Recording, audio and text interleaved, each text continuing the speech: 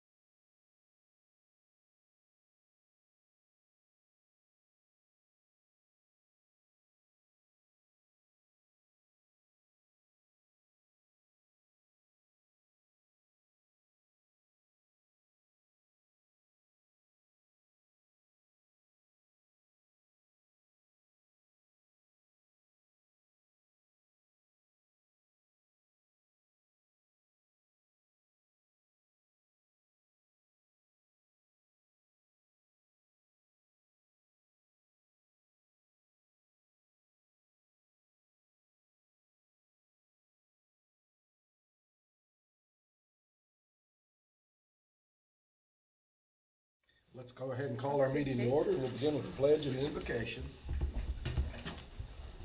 I pledge allegiance to the flag of the United States of America, and to the republic for which it stands, one nation, under God, indivisible, with liberty and justice for all. Let's pray. Almighty God, as we gather, we thank you for the beautiful weather we've had, and we ask that you would bless us with the same kind of ability to move forward as the sun does to the ground and the plants, and help it grow. So bless us tonight so that we can be good for Pendleton County Schools. Amen. And throw a little bit of sugar-free pop. Free pop on it, make it all better. Okay, and we don't have any public comment signed up for, so we move to student and staff recognition. Okay, well, I'm going to introduce Lauren Williams. She's an 8th grader at Pendleton County Middle School, and she had a project that was very successful, and she was a first place winner at our county fair, and then she went on to the regional fair and placed first as well, and that gave her the opportunity to go to the state level, and I believe she was 3rd in her division of plant science at the state competition back in early March. So she's going to do a little presentation, tell you a little bit about her project, and if you guys want to ask her any questions afterwards, that'd be great. So this is my project called Fantastic Growth, and the reason why I chose this project was to see if there are any other liquids besides water that would grow plant faster. And based on results, yes, you can grow plants with other liquids. For my procedure, I planted 21 bean seeds in 21 cups. I chose 3 cups instead of 1 because if the bean plant did not grow, I wouldn't be able to tell if the bean itself was rotten or if the liquid did not work. And the liquids I used were water, lemon juice, sugar water, milk, regular soda, zero sugar soda, and coffee. And for my hypothesis, I thought the lemon juice would grow the plant the fastest because of all the healthy and good nutrients the liquid has. For the first 0 to 3 days, I saw no growth in my plants. For the 4th to 5th day, I saw the sugar-free soda plant had grown, along with the milk and the water. The milk plant had a very small vine that was barely visible in the soil. And the plants that did not grow were the lemon juice, regular soda, and sugar water. I measured and recorded my plants and ended at 18 days. And here is a chart. It ends at 18 days up here. It has the little detail for how much they've grown. And the ones that are blank, they did not grow at all. And after 18 days, I called it done because the ones that did not grow, I probably wouldn't see any more signs of growth from them at all. And the ones that did grow, they would eventually die soon because of how small the cups I used were. And the milk had begun to smell bad. I learned, after research and growing my plants, I learned you can use different liquids to water your plants, and different liquids have different molecule shapes, which affects photosynthesis. And the reason why the sugar-free soda grew so quickly is because of carbonation, which means to add bubbles to a liquid. So I'd say sugar-free soda is a good choice for your plants. And here is a graph. It says number of days to sprout. The sugar-free soda took 4 because it took the shortest to grow, while the rest took 5. And down here you notice the milk is not here because it was too short for me to measure. The sugar-free soda had about 33, the water had about 28, and the coffee had about 12. And that is the average height in centimeters. Do you have any questions? What, I saw what grew, what didn't grow? Lemon juice didn't grow? Yeah, the lemon juice did not grow, or the sugar water, or the regular soda did not grow. Fantastic. Thank you. No questions, but So very well done. Which Very one well grew the done. best? The sugar-free soda plant. That's what she's drinking. Yeah. I'm Oh, doing that with sugar-free pride didn't- now. Did the best, right? Yeah. Was that with or without caffeine? I think it was With caffeine. Makes total sense to me. Yeah, Diet What Mountain kind of sugar-free soda did you use? Dr. Pepper. Dew. Well, thank you very much for you and your Interesting. mother coming You're in. welcome. We really appreciate What it. made you think to do this? Something you read or just an idea in your head? An idea in my head. That's very good. That's Very very good. good, yeah. We're proud of you. Thank you. Very well done. You help Grandma water the plants now in the garden. You'll know what to use. Thank you very much. Thank you. Thank For you. coming. We've all received minutes from the March 25th board meeting. Are there any corrections or objections to the minutes that you've received, or do we have a motion to approve them? So moved. And a second? Second, oh, go ahead. We have a motion and a second to approve the minutes from the March 25th meeting. Any discussion? If not, all those in favor of approval, please signify by saying aye. Aye. And opposed, no. Motion passes, and that brings us down now to personnel. Resignations and retirements. Maria Pomales, resignation, English Language Arts teacher at Golden County Middle High School. Yeah, my recommendation to approve the resignation as presented. Our superintendent's recommending approving the resignation as presented. Do we have a motion? So moved. And a second? Second.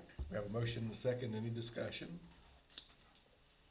If then all in favor of approving the resignation, please signify by saying aye. Aye.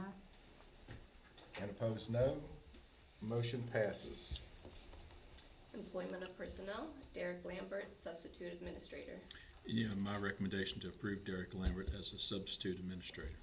Our superintendent's recommending to approve Derek Lambert as a substitute administrator. Do we have a motion? So moved. And a second? Second. We have a motion and a second. Any discussion or any questions? And all in favor of approval, please signify by saying aye. Aye. And opposed, no. Motion passes. Approval of contracts, probationary professional personnel contracts as listed, continuing professional personnel contracts as listed, probationary service personnel contracts as listed, and continuing service personnel contracts as listed. And you have my recommendation to approve the contracts as listed, excluding the probationary service personnel contracts. Okay, so we have a motion to approve the contracts as listed for probationary professional personnel, continuing professional personnel, and continuing service personnel. We have a recommendation for that. Do we have a motion? So moved. And a second? Second. We have a motion and a second. Is there any discussion? Then all in favor of approving probationary professional, continuing professional, and continuing service, please signify by saying aye. Aye. And opposed, no. Motion passes. Please note that I'm going to recuse myself from the discussion and vote for the probationary service personnel contracts. We'll wait till he gets out of the room before we can get the recommendation.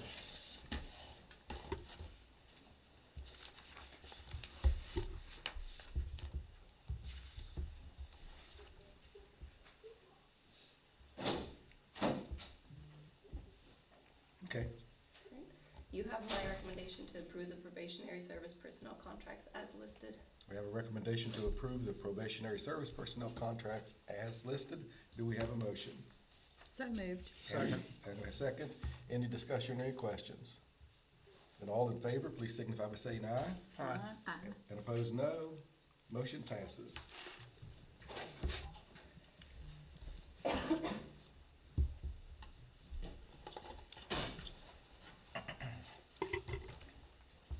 Okay, All right, approval for non-paid coaches, Trevin Kreitz for softball. You have my recommendation for approval of non-paid coaches as presented. superintendent's recommending we approve non-paid coaches as presented. Do we have a motion? So moved. Second. And we have a motion and a second. Any discussion or any questions? Then all in favor of approval, please signify by saying aye. Aye. And opposed, no. Motion passes. All right, approval of volunteer and chaperones for Brandywine Elementary School as listed. Yeah, my recommendation to approve the volunteers and chaperones for Brandywine Elementary School as listed.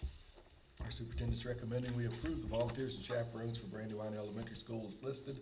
Do we have a motion? So moved. And a second? Second. We have a motion and a second. Any discussion or any questions? And all in favor of approving the Brandywine Elementary School volunteers and chaperones, please signify by saying aye. Aye. And opposed, no. Motion passes. Nothing under leaves of absence. So that finishes up personnel, and we will move to finance.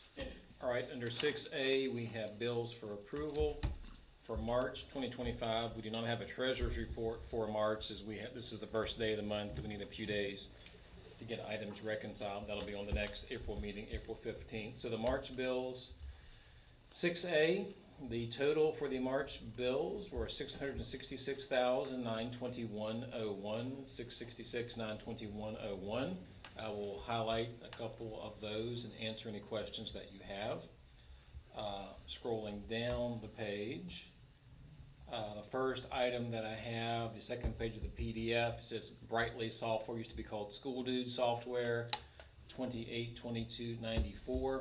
That is a program. It's a yearly subscription that helps us input data on items like electric bills, like kilowatt hours and demand, and propane use and water use and those sorts of things. I'll have some reports from that at an upcoming meeting as far as energy management.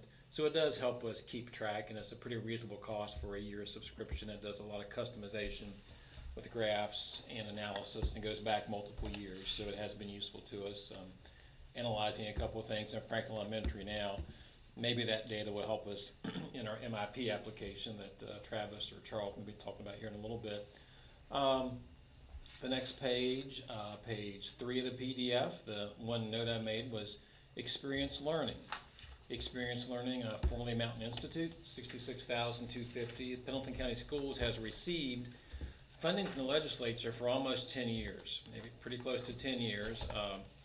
Dave Moore used to be a counsel for House Education, became very interested in the work that was being done a number of years ago and convinced his legislative people in Charleston to help put some money in there in the state budget for that, and it survived, for about 10 years. So we were a conduit. It came to us. We turned around and wrote the check. But that, as other things in the governor's budget this year for 26, has been removed. The funding for Pickens, the funding for some other small schools, Hacker Valley and others, was also removed. It was a very small amount, and they're trying to do other funding as it affects Randolph County and a couple other counties. So that remains to be seen. But as far as this STEM learning funding, and Experience Learning would use this for science, technology, engineering, and math, and use it for various students to attend. Pendleton County would have benefited, but also other counties, other students as well. So that money is gone. So this funding is here for this year. Dave Martin is going to come in, I think, and talk to us at least internally to talk about if there's any other next steps the Board of Education can do in partnering with Experience Learning. We have not put any local funding into that in the past. It has been a flow through of funds for Pendleton County Schools to Experience Learning. So this is the final year of that payment. That payment has been made, and it comes in the form of a grant. We also had Travis has talked about this, the next page, the door demo and replacement of the Klein building. I've not used it personally, but it looks like it was a well-done job out there at the Klein building. I think it'll make that much nicer for access. That was a payment to Lance Construction. The electric, I'll have some updated reports on those. That's just a non-power bill for the electric bill at the bottom of that page, broken out by location. They're kind of broken out. Most of them get paid all at one time. The high school, a little different schedule. The next item, which is page 6 of the PDF, or page 5 of the PDF, substitute calling system, 429822. That's the system that we have all of our service personnel substitute to use, and employees. If an employee needs an absence, service personnel, they put it into the system. It then calls out in seniority order, because it's very important to call them based upon seniority. Nancy Blankenship used to do this personally for many years, and when Nancy retired, we went to this calling system that most counties have in the state, I think across the country as well. So it does call. There's an opportunity to maybe do a little bit more with that with professionals, but there's some concerns about what we would do with that or not. So that's just a discussion phase. But nonetheless, it's a calling system that works pretty well, gives reports. It's not foolproof. It takes some human management to make sure it works okay, but it is a pretty good system. That's a renewal. Rivermart, I mentioned that 2155 only because there's nothing outstanding about the bill. But as Travis may mention, Rivermart is no longer, I guess, there for our bus drivers to fuel up. So we will be looking at trying to install a fuel area at North Fork Elementary School, given the requirements, regulations, and Travis, I know, is working on that end to see if we can make that happen over there. So it's just, I think I noted that just to remind, to mention about that. Diesel and propane, Southern States, the per unit costs are still reasonable, but you know, we do still use propane and diesel, of course. I'll have some reports on those as well in the upcoming months to compare data. Gordon Food Service, page 7 of the PDF. There's 3 large bills, 13, 13, and 18. So again, over $45,000 of food costs. We've talked about those. A little bit more financial update about the food program. That's Gordon Food Service for 1 month. Hotspots on page 9 of the PDF. Talked about the student hotspots. Mobile Citizen. There are about a dozen to 15 hotspots at the middle high school from COVID times. They can be used by students that have limited internet access at home. The high school staff and administration kind of takes a look in helping to determine if those can be of use. So we still provide some limited hotspots in areas for student use and access to the internet. iTeach, which goes down a couple pages to page 10, which is my last comment of the PDF. We are still doing the iTeach program, 6,100 of which does work with teachers in the ALT certification program. The system made a decision several years ago. We used to deduct the iTeach fees from the employee paychecks or have them pay some other way. It is incumbent upon us to find good personnel for our system, so we pay these fees to help try to find personnel and get them through the certification process. So a couple of teachers there. This was paid for $6,100. And that's all I have as far as actual notes for tonight's meeting. So the total bills paid, $666,921.01 for the month of March. You have my recommendation to approve payment of the bills for March 2025. The superintendent's recommending that we pay the March bills. Do we have a motion? So moved. And a second? Second. We have a motion and a second. Any discussion or any questions? Then all in favor of paying the March bills totaling $666,921.01, please signify by saying aye. Aye. And opposed, no. Motion passes. Next item is 6B. There was just one grant. That's probably on Travis's discussion points tonight. It is the Safe Schools Grant for $50,000. That was applied for, was received. Not all counties did receive it, but Pendleton County did. This is to put it into the budget, and Travis will be working through various contractors and companies to implement this project. So this is to put into the budget, $50,000, Safe Schools Grant Budget Entry Revision number 127. You have my recommendation to approve budget revision 127. Our superintendent's recommended that we approve the budget revision 127. Do we have a motion? So moved. And a second? Second. We have a motion and a second. Is there any discussion? Then all in favor of approving budget revision 127 in the amount of $50,000, please signify by saying aye. Aye. And opposed, no. Motion passes. 6C is fairly brief. I have no change from last week's meeting.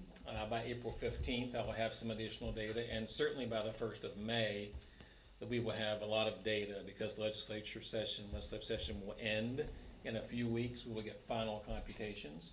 Do not expect them to change a huge amount at this point.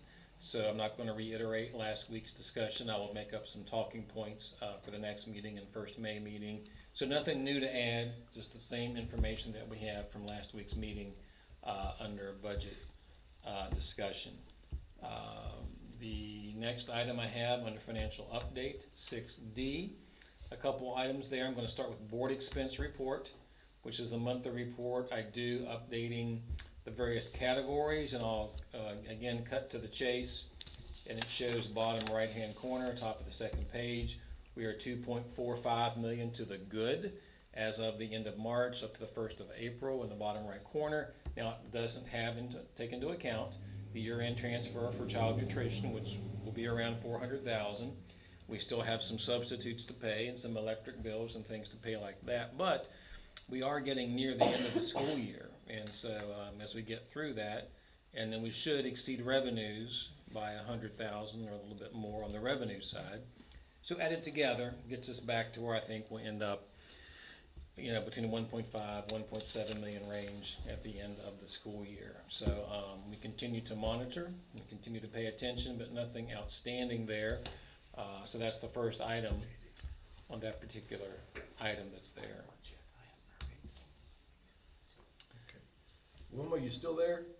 Yeah, I'm still here. I'm Okay. writing something. Okay, thank you. I had wondered that as well. CEP eligibility is the next item. So, if you may or may not recall, we went full CEP, which means all the students eat free, community eligibility provision, right before COVID, year or two before COVID, 2018. And we had been implementing it school by school, starting at North Fork, extending it out, and finally went full-fledged to it. And then COVID happened. A lot of reimbursement rates got changed and everything. And so for the most part, it has been, I believe, a good thing for the county, for the students to eat free, for not to have to chase the money around from bills and collections and all those sorts of things. And the reimbursement rates have pretty much kept up. Now, food prices have increased, and the reimbursement rates went down after COVID. So there are some various issues there with that. But that being said, you used to have 40% eligibility with this direct certification to be eligible. I think under President Biden, it went down to 25%. This is direct certification. It's not the free and reduced enrollment form. It's direct certification, like with the HHR. So you had to have 40% to be eligible. And that was the beginning, and it went down to 25. But now there's a proposal, potentially in Congress, to not only take it back from 25, which was very low, to maybe raise it to 60%. Now, it hasn't happened yet, may not happen.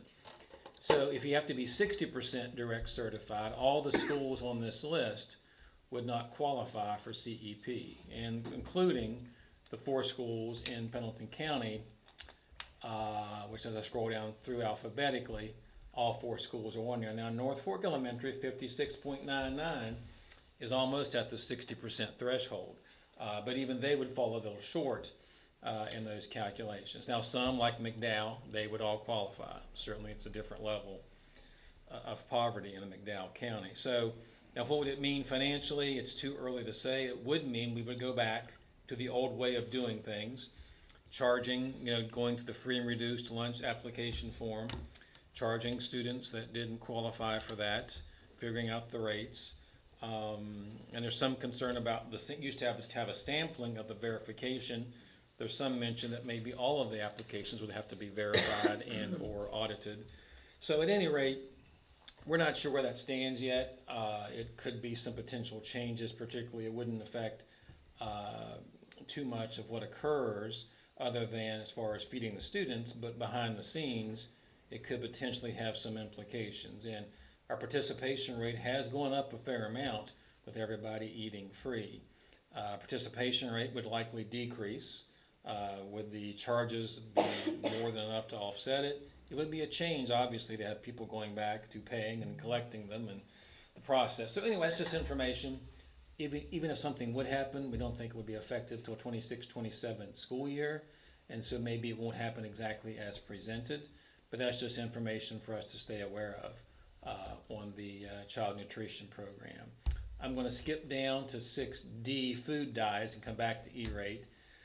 So legislation's passed. You may have heard about it in West Virginia. Of course, Secretary Kennedy was in West Virginia last week with Governor Morrissey talking about the healthy eating initiatives in West Virginia. One of those things is eliminating the food dyes in food or not allowing it to be sold. And manufacturers have until like 27 or 28.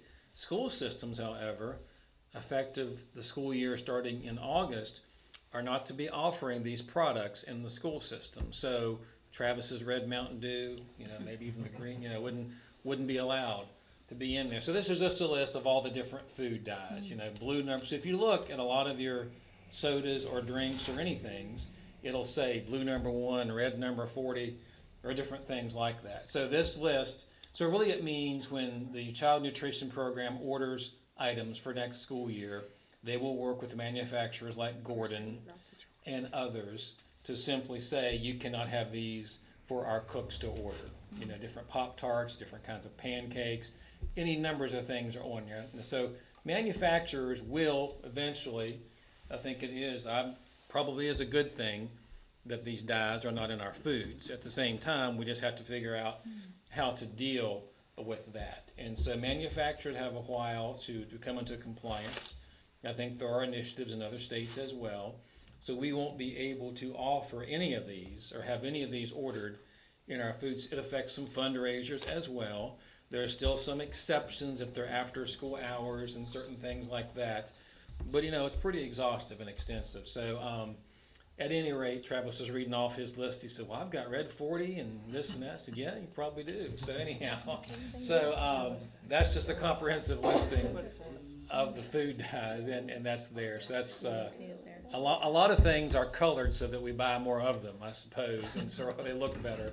So that food dye, maybe they'll come up with some natural coloring as a result, which in the end may be healthier for us, but it's going to be an adjustment to have to work through that.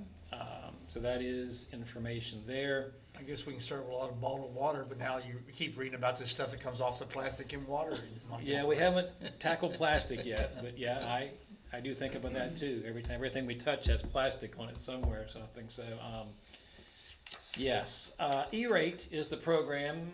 Senator Rockefeller and Senator Snow from Maine back in the 90s were pretty integral in pulling together E-rate. It allows school systems and libraries to get heavily discounted internet, and we've had it since the mid to late 90s. And so there was some question. There was some court case at the Supreme Court level. Would that be stricken down? It appears unlikely in this article that E-rate would be stricken down. It's like an unsanctioned attack. It is a fee on most everybody's telephone bills, utility bill. You will see some kind of USF, Universal Service Fund, or some kind of fee. That's what helps fund the E-rate program. So there was some contesting of that, but it's been on the books for almost 30 years. It appears to be safe at this point. Just another, we get upwards to 60 to 90,000 a year in E-rate funds. Page 5 of the handout under E-rate goes to show, and I'm going to focus on the highlighted areas, how much we request and receive. So that second column with the large number, the yellow area, is how much we received from E-rate for category 1, which means basic internet service. Basic internet service, all the high-speed connections. So you can see from 2010 to 2016, it was growing, and we still had the Frontier contract. After 2016, we went out to bid again, and HardyNet did receive the bid. We have been with HardyTel ever since, and that has decreased our cost. Now, the E-rate program pays for about 90%, but the gross cost and consequently our share has decreased quite a bit from when Frontier was doing that. So category 1 is all basic internet for all of our locations, bus garage, central office, all of our schools, and the pipe to get us out to the internet. Category 2 is internal connections like routers and switches, things that go on behind the scenes in network closets. And we get those every so many years. It's harder to actually receive those. Over the life of E-rate, Pendleton County in green at the bottom has received over 1.4 million in funding from E-rate and those particular items that are there. And so that has been good for us. Hopefully it will continue. We are asking for $53,000 in the upcoming year, the last page of the handout, and for the continued internet service through Hardy Telecommunications. We are asking for 42,000 internal connections. Eric Hartman and Travis worked together, and I think James Waters a little bit, to put together information for us to ask for updated networking equipment, primarily at Franklin Elementary School. So category 1 is pretty much always guaranteed. Category 2 isn't always. We think there's a good shot. So we'll get close to $100,000 of benefit. It'll be approved within the next few weeks, we hope, and then there's a process of going through the paperwork. Our 5-year contract with Hardy is up after this upcoming school year. We'll have to go back out for a bid next winter for the upcoming school year beyond that. So a legislature, we're still paying attention to some bills as far as financially. Nothing has really risen up to this point that make us super concerned, other than just general concerns, long-term about funding. But right now, it appears to be pretty solid, particularly at the state level. We'll continue to monitor that. That's all I have under our financial update, unless you have any questions. Any questions? So we'll finish up finance and move to facilities. Okay, a couple of things. We were working today, VP, myself, Mr. Hedrick were working today on our major improvement project grant application, making some final adjustments to that so it can get submitted. I think the submission date's April 4th. Don't have confirmation that they submitted it quite yet because we had a few changes to make, but hopefully we'll get that email back saying that submission's in there. And what we're asking for at Franklin Elementary is updated controls for the lighting, the HVAC, and also some new units on the roof that'll help us with the pressurization issue at Franklin Elementary. So that's kind of what we're asking for to hopefully get that taken care of. Which is, you know, some of those have been issues since that school started, but we need to get those taken care of. As I think JP mentioned earlier, we do have an issue on the North Fork side with fueling our buses. They were working with a local store over there to get fuel at, and that worked really well. But due to some circumstances, that place closed. So we are going to work. I met with Mon Power today, and Jarek and I did, along with Chuck, to see if we could find a location that we could set a tank and get some power ran to it. And we also have to work with the Board of Risk people as well, just to make sure we have everything up to date with that. And then Southern States, we've already talked to out of Moorfield about supplying the fuel. And they have a fuel system that they can install. So we're not quite ready to move forward with that yet, but it is something we need to try to get taken care of to save the buses from having to run back and forth across the mountain, don't need to. So we'll continue to work with that project and see if we can't get something in place. So that's all I have. There's not that many regulations for above ground tanks anymore, is there? No, the biggest thing that she told me was make sure we stay within 10 feet away from any buildings, pavilions, anything like that, which we weren't going to go that close to them either. Have some barriers around it, since it's above ground tank, so nobody can back into it. That was an issue. And then we needed to have a safety cutoff, so many feet away from the tank. So if there's a spill or a fire or something like that, we can shut I know that off. down at the old Valley View, Larry Hartman, they put one in. That's probably one of the most recent ones we have over there. You could, look at We it. put that one in. I don't know who did it for him, but it's pretty simple. There's a roof over it and Yeah. they pull up and fuel up. So I would if have you- said it was within 10 feet of the building, but maybe it's not. Well, that's what, when he said that, it's pretty close. That's our Yeah. requirements for our insurance for the Right. Board of Risk. Yeah, Board of Risk is gonna hold us to a pretty high standard. Right. Yeah, so if you're just someone like that, maybe that'd be okay, but I know, Could we put it down around the old high school anywhere like so that? we're gonna go down along that, not quite down where the basketball court is that's Mhm, fenced in. mhm. We're gonna stay over along that fence, so when they make that curve and Oh, come okay, up yeah. there, that's kind of our tentative location. They can pull right up there, fuel up, traffic can still go around, so we don't block the road or anything like that. And then they can still go up and make the loop, come up back into their spots. So that's kind of what we're thinking about. Over there, the biggest thing we have to look at is that's kind of all broken apart into who owns what, where, all those different things, because one of the initial thoughts we had, actually the Circleville Preservation has that spot, so we didn't want to do that, so.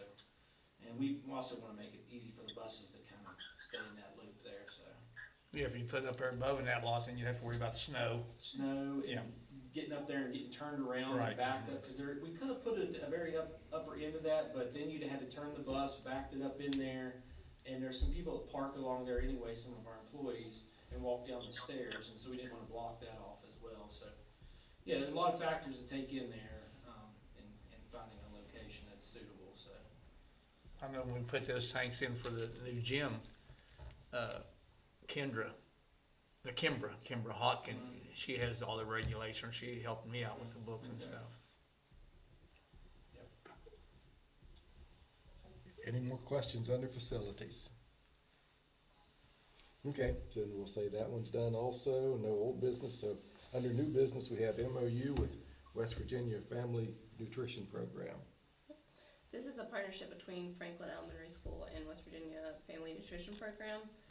It usually is done in the spring, so they're going to have an educator come into the school for about 6 weeks and deliver instructions on nutrition, food, and physical activity lessons from about grades 3 and up. This year it looks like they're working with Cassie Vandervant.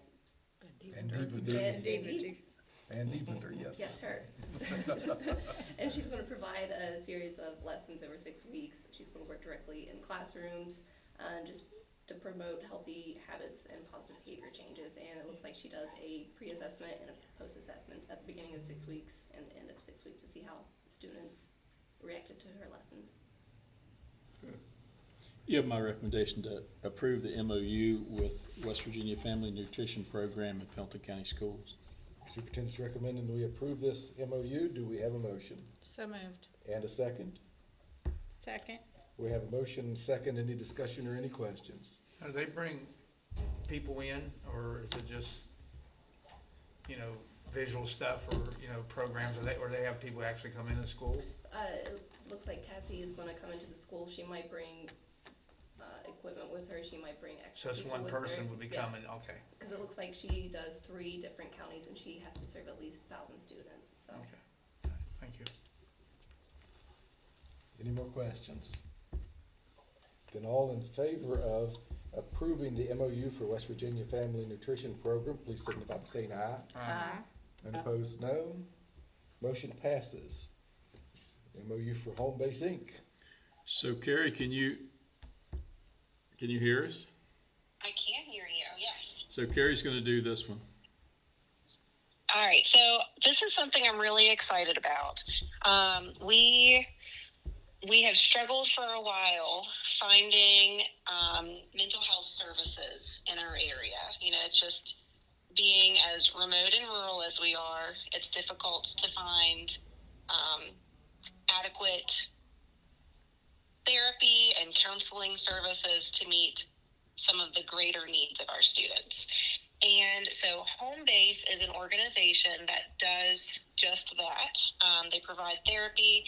Their preference is to provide therapy services in homes so that they're able to work with families as a whole. So students individually, but also whenever there are concerns within the family and they think that, doing those wraparound services of meeting the needs of the whole family, they can do that in that environment. But they also offer services within the school and within their offices and through telehealth remotely. So this is an MOU to be able to work with them. They're also a provider of CSED, and that's a West Virginia organization for, it's called Children with Serious Emotional Disabilities.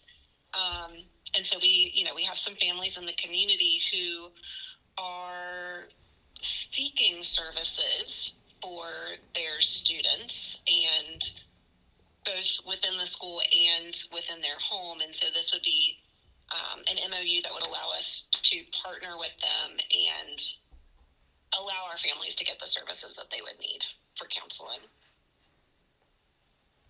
You have my recommendation to approve the MOU with Home Base Incorporated. Your superintendent's recommending that we approve the MOU with Home Base Incorporated. Do we have a motion? So moved. And a second? Second. We have a motion and a second. Is there any discussion or are there any questions? Yeah, Carrie, I read here that they would be reimbursed by the students' insurance. Pendleton County schools will not bear no financial reimbursement, is that correct? Correct. Now, what if a student doesn't have medical health insurance? Say that one more time, I'm sorry. What if a student doesn't have medical health insurance?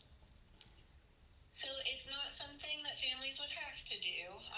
Whenever we talked to them, they said they do take insurance, and they can also, if families don't have insurance, they could bill privately, but talked about it being very expensive. So it's not a complete solution, but I think it's a step in the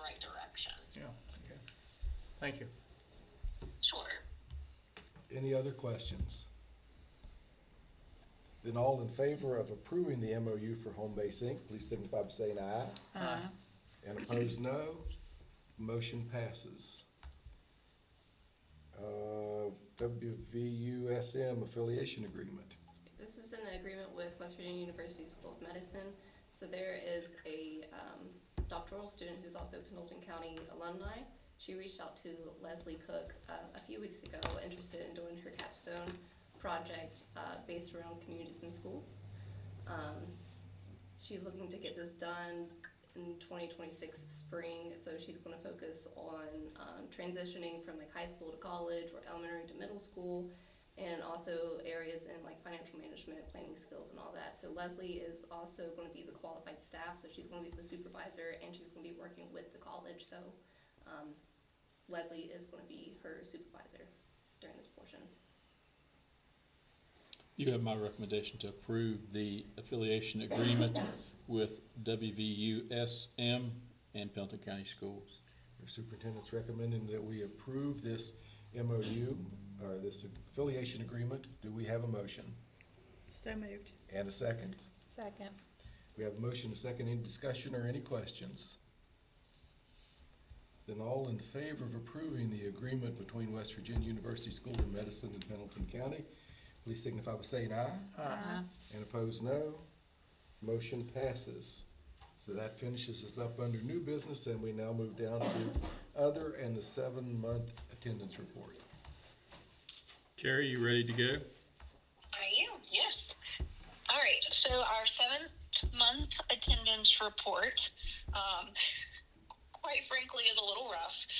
This was combining February and March, and there was a period of time where I was checking attendance every day, and it was some of the worst numbers I've seen in 2 years, and it was also the time where we were bombarded with illness.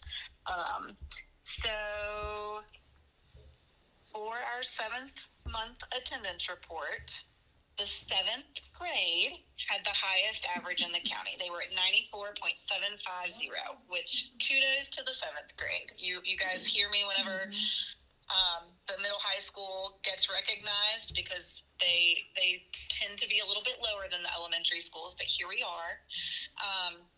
With the highest, the best individual school percentage was Brandywine Elementary at 91.96.